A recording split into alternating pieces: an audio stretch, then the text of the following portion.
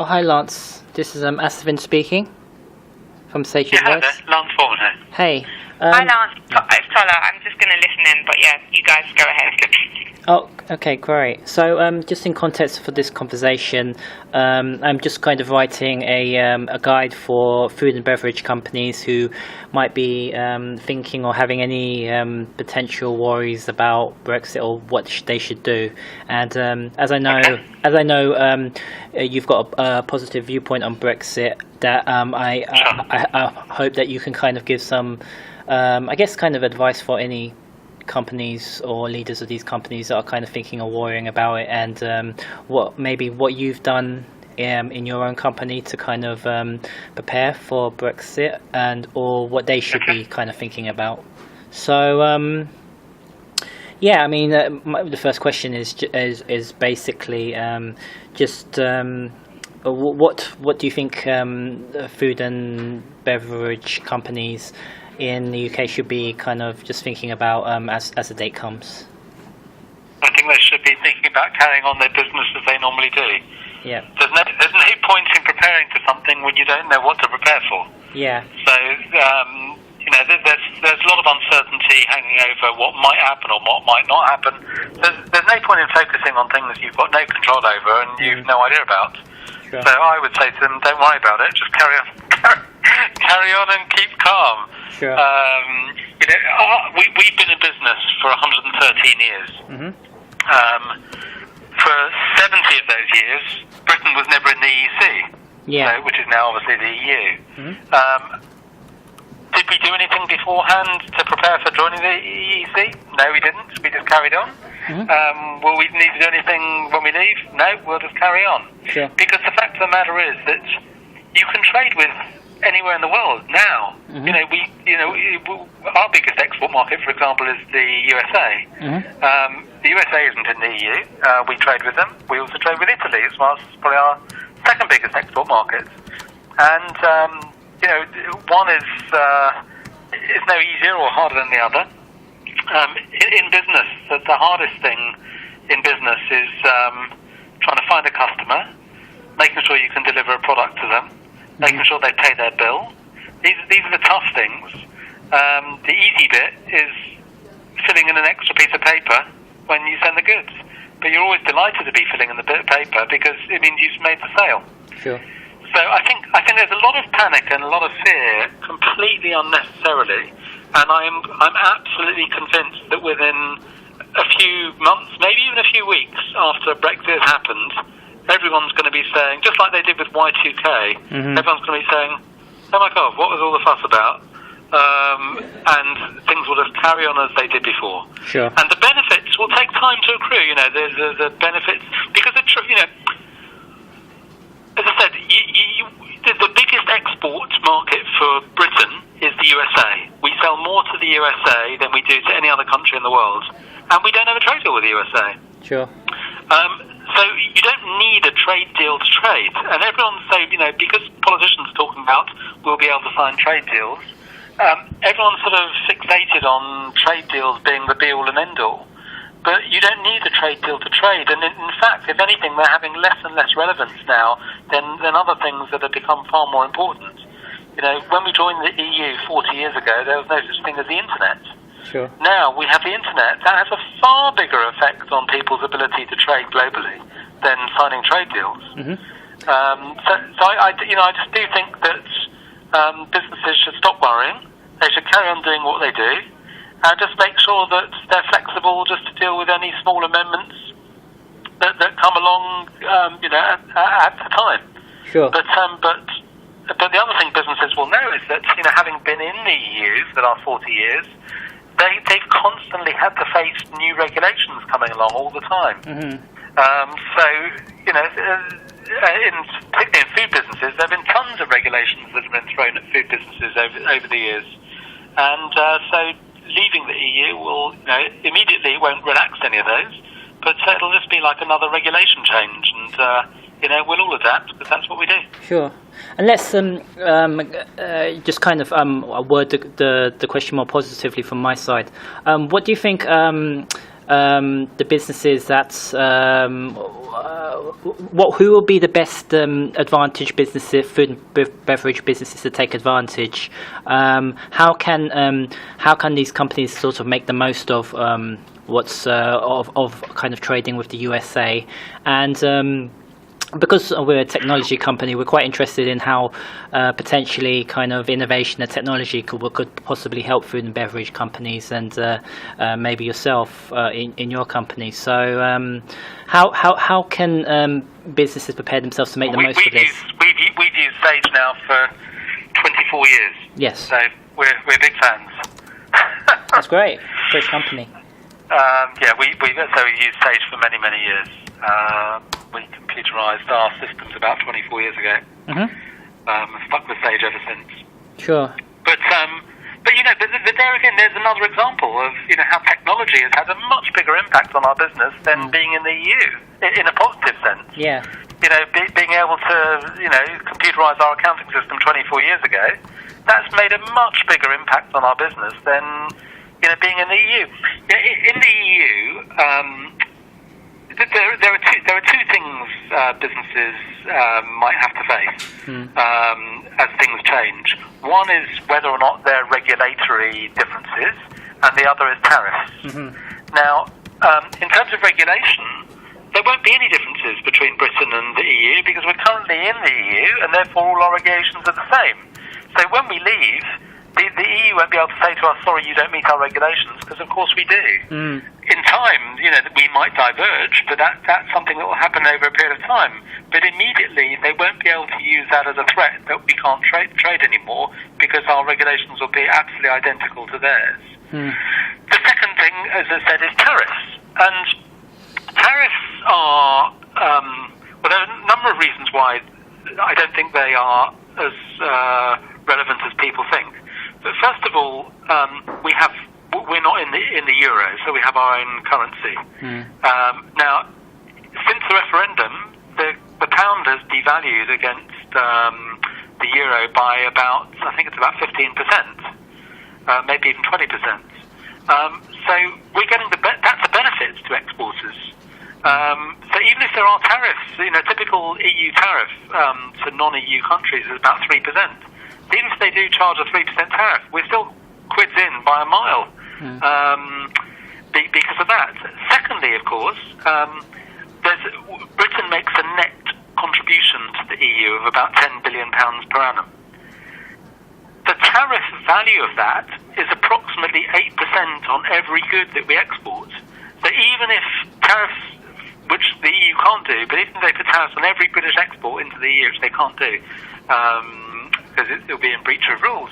If they did that, we'd still be quids in even up to 8% in terms of the net saving to the UK based on our net contribution. The third thing is that tariffs, again, they're not really the be-all and end-all. People adjust the prices.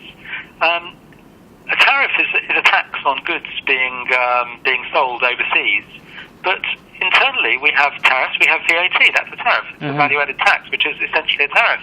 Now, in the UK alone, a number of years ago, VAT was 5%, then it went up to 15%, it's now 20%. So even though it increased from 5% to 20%, our economy didn't fall off a cliff. We didn't, Britain didn't cease to be. We carried on. Everybody adjusts. People just adjust their pricing and their purchasing decisions. And that will be the same with the EU. If they do add a tariff, people will adjust. But any business will be competing with a competitor that's in the same boat too. So it's still all part of all part of the game of keeping one step ahead of your competitors. Sure. And just kind of stepping away from sort of the Brexit and the EU question, just more, what is it about, I guess, the innovation and technology that you have or other food and beverage companies might have that kind of makes kind of regulatory change easier to kind of cope with or get on with, as opposed to maybe what the technology you had in the past? That's a question. Probably just in terms of things like reporting. we're not talking about EU rules. We're just talking about sort of just reporting information. Obviously, if you have computerized systems, you have all the information at your fingertips. So it basically speeds the process up. But otherwise, I think that's probably the main benefit of technology in our business, because we're talking about, say, accounting technology, stock control, that sort of thing. Sure. Obviously, technology takes different forms, mechanization of processes and so on. But we're an artisan business, so we don't invest in those. And in fact, in a strange way, not investing in mechanical innovation has helped our business. And that's quite interesting and quite counterintuitive. The smoked salmon industry, we're the oldest producer of smoked salmon in the world. We've been doing it for well over 100 years. So the smoked salmon industry used to be based in London's East End. Right until about the mid-1970s, there were about a dozen salmon smokehouses here in the East End. Then when salmon farming started in the 1970s and 80s, you started to see a lot of government money, grant money was given to these new businesses springing up all over Scotland and the Highlands and Islands. And it was around the time when a lot of technological innovation was coming through on food production machinery. And all these businesses, got the grants to invest in machinery to fillet the fish and slice the salmon and bone the salmon and so on, pack it and so on. And all the traditional businesses in East London tried to compete, and they all died out, and they don't exist anymore. Now, we didn't try and compete. We carried on doing things by hand in a very traditional and old-fashioned way. And where that's particularly interesting for the food and beverage sector is that what's changed in the food sector is that over the last 15 years or so, 15 to 20 years, British people have become very interested in food provenance and traditional food methods. And so where the rest of the industry has gone down the road of mass production and mechanisation, we've stuck to doing things by hand, and people have, they've loved that, the fact that we're still doing things in a traditional way, and, to be honest, the end product is just so much better.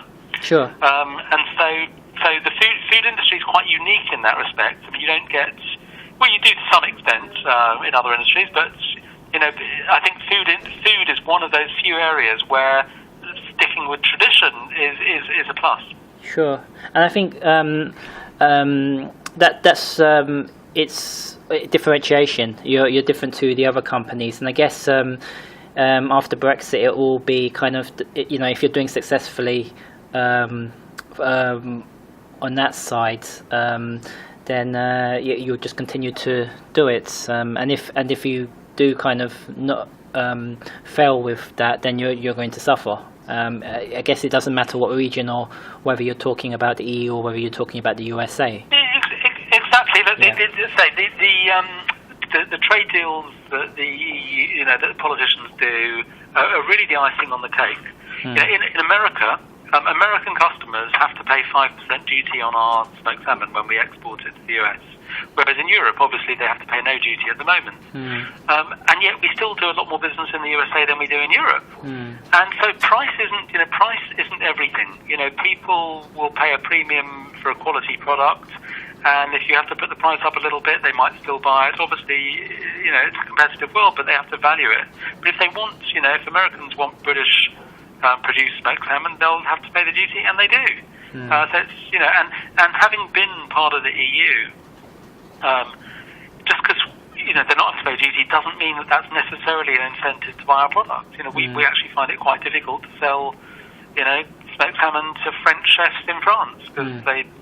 I'm not saying they're anti-British food, but if you look at British food exports, for example, if you look at British food exports to the EU, okay, there are 28 countries in the EU, so you might think that all our food exports go pretty evenly to all those 28 countries. On average, they take about 3% of our food exports each.